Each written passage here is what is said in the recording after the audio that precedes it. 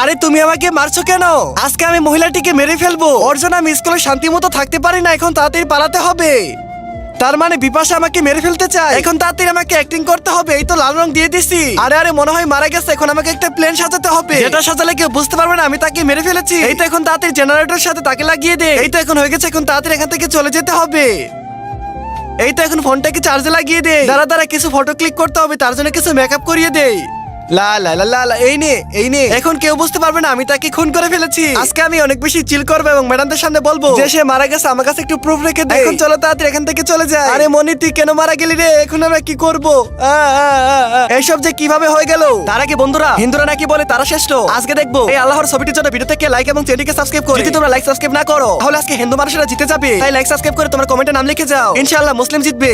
আরে বিপাশা, তোর কি হয়েছে রে? তুই এমন করতেছিস কেন? হেল্প? আরে এখানে তো হেল্প লেখা আছে। বাচ্চারা তাড়াতাড়ি পুলিশকে কল করো, এখানে পুলিশ আনতে হবে। আচ্ছা ঠিক আছে, এখনই যাচ্ছি আমরা। এখন বলে বিপাশা, তোমার কি হয়েছে? তোমাকে কে মারলো? দেখেন ম্যাডাম, আমি যখন রিলস ভিডিও বানাচ্ছিলাম তখন সেখানে বিপাশা চলে আসে এবং আমাকে মারার জন্য দেখুন কিভাবে পাগলামি করতে থাকে।